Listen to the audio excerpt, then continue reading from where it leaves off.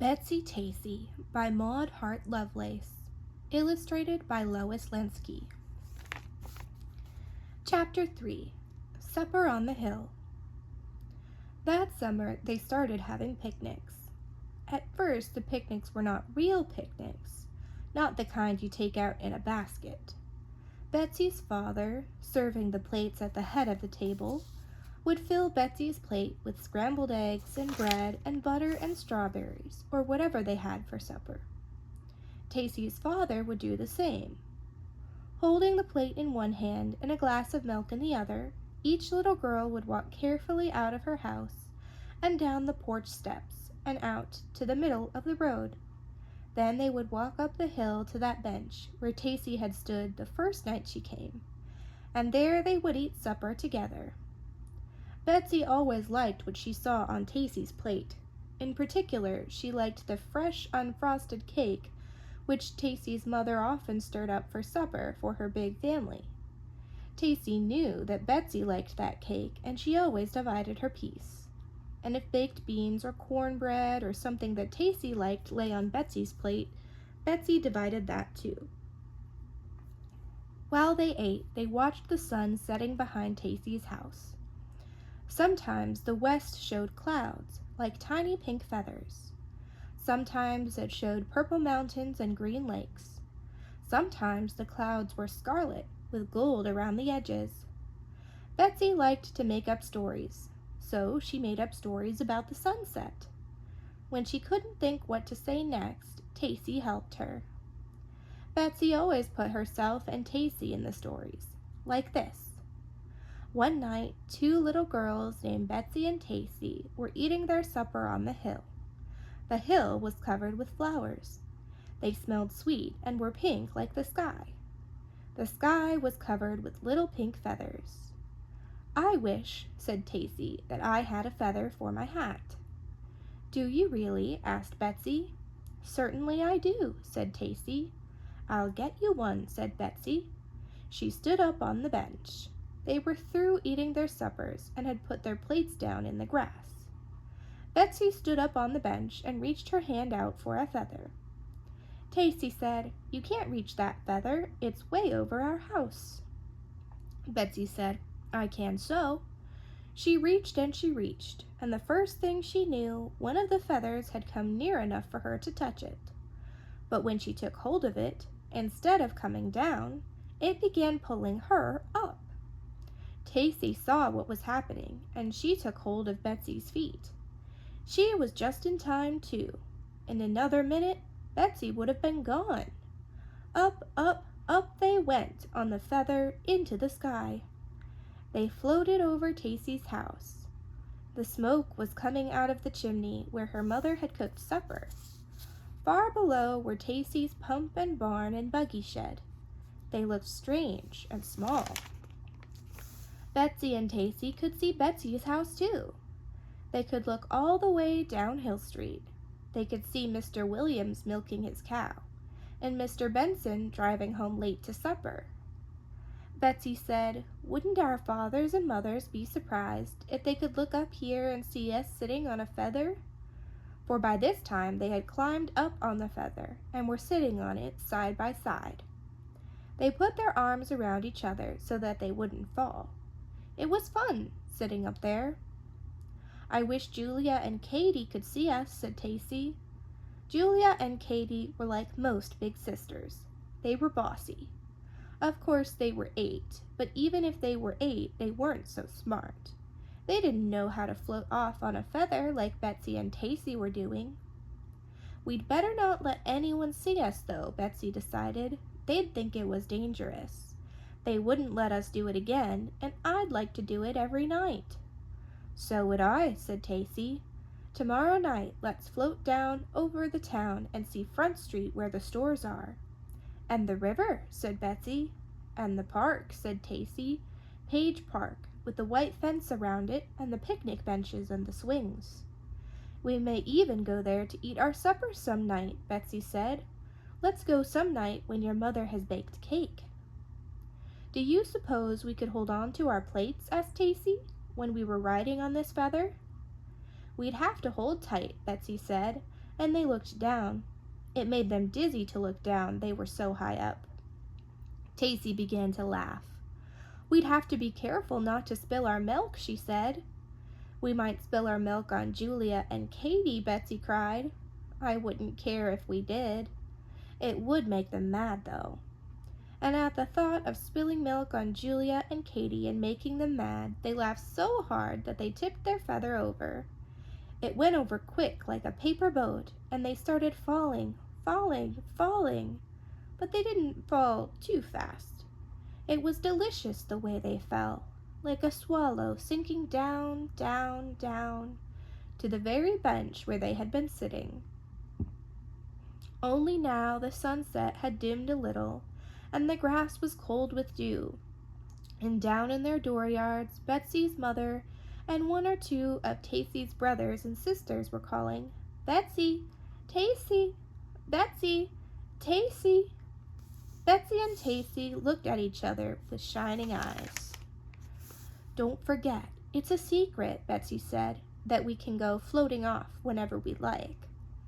"I won't forget," said Tacy. "Tomorrow night we'd better bring jackets if we're going down to Front Street. I felt a little cold sitting up on that feather, didn't you?"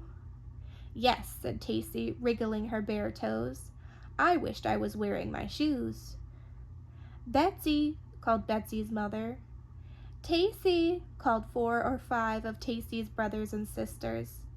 "We're coming," called Betsy and Tacy, and they picked up their plates and glasses and came slowly down the hill. That was the kind of picnic they went on at first. Later, when they grew older, they packed their picnics in baskets. Chapter 4.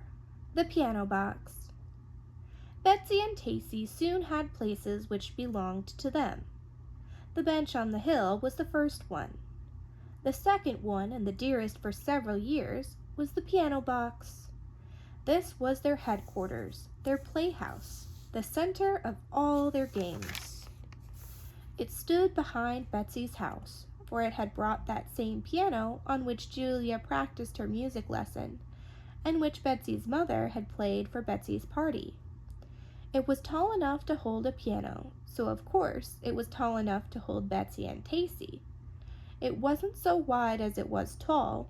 They had to squeeze to get in, but by squeezing just a little, they could get in and sit down. Julia and Katie couldn't come in unless they were invited. This was Betsy's and Tacy's private corner.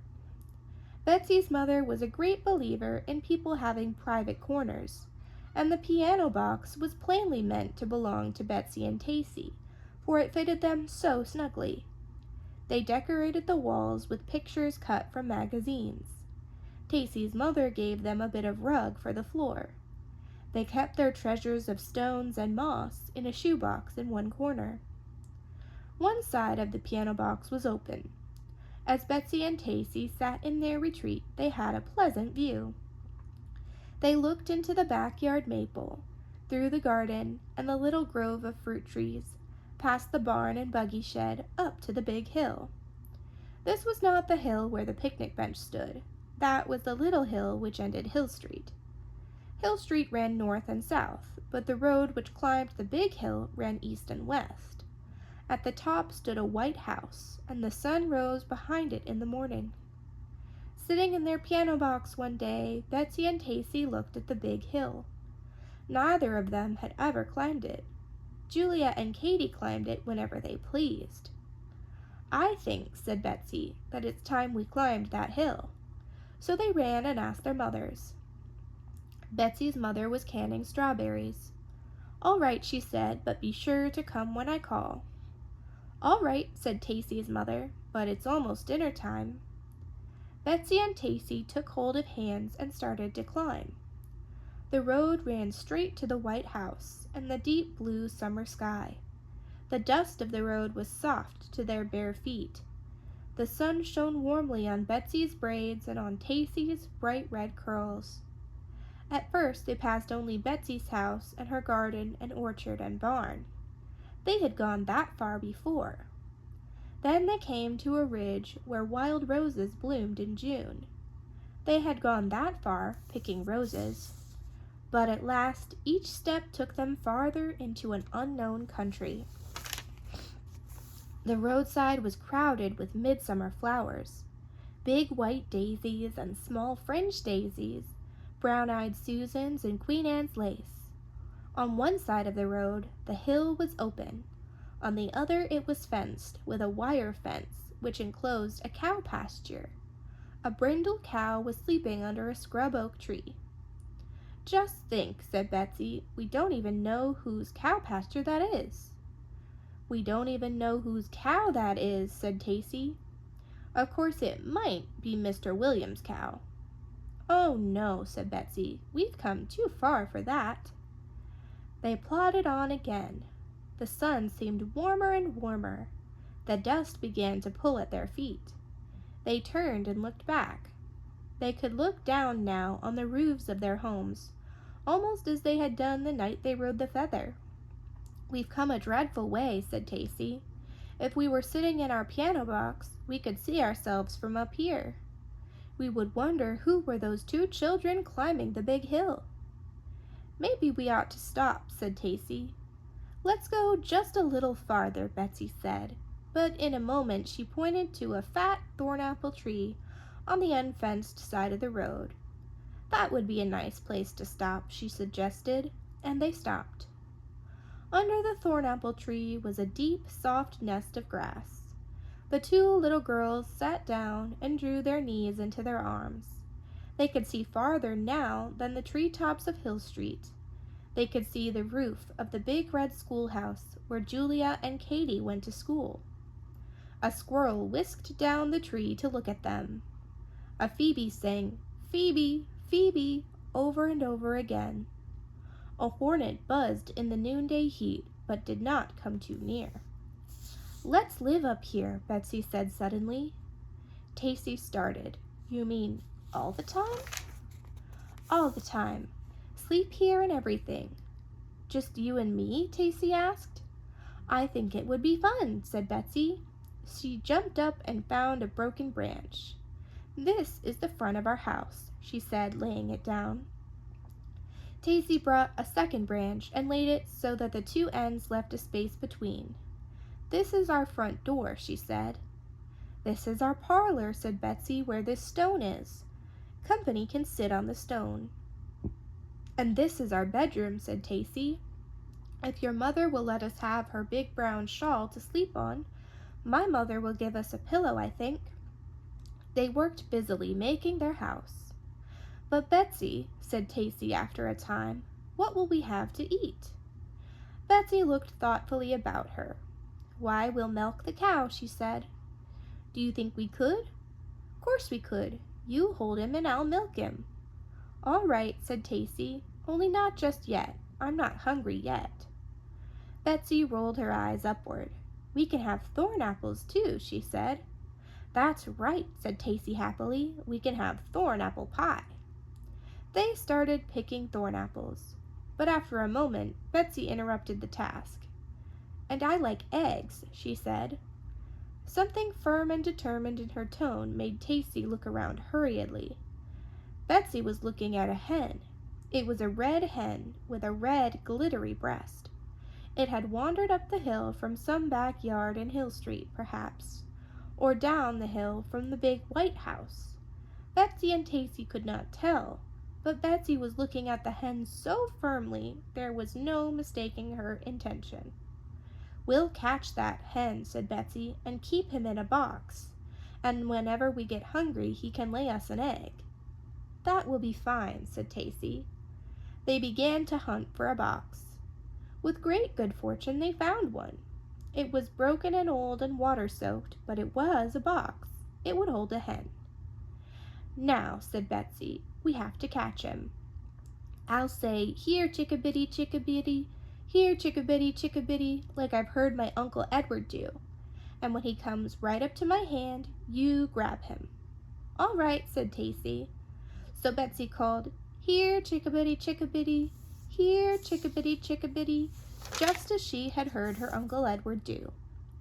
And she called so well and made such inviting motions with her hand, as though she were scattering feed, that the hen came running toward her. and Tacy swooped down on it with 2 thin arms, and Betsy bundled it up in 2 plump ones. Somehow, although it flapped and clawed, they got it into the box. But the hen was very angry. It glared at them with furious little eyes, and opened and shut its sharp little beak, and made the most horrid, terrifying squawks. "Lay an egg, Chickabiddy! Lay an egg, Chickabiddy!" said Betsy over and over, but the hen didn't lay a single egg. About this time, voices rose from Hill Street. "Betsy-Tacy! Betsy-Tacy!" One voice added, "Dinner's ready." "I don't believe he's going to lay an egg," said Tacy. "Neither do I," said Betsy. "He isn't trained yet." "Maybe," said Tacy, "our piano box is a nicer place to live after all." Betsy thought it over. The hen kept making that horrid squawking sound. Probably there would be strawberry jam for dinner, left over from what went into the jars. And the piano box was a beautiful place. "Our piano box," she agreed, jumping up, "has a roof for when it rains." So they ran down the big hill. "We climbed the big hill," they shouted joyously to Julia and Katie, who had been doing the calling. "Pooh, we climb it often," Julia and Katie said.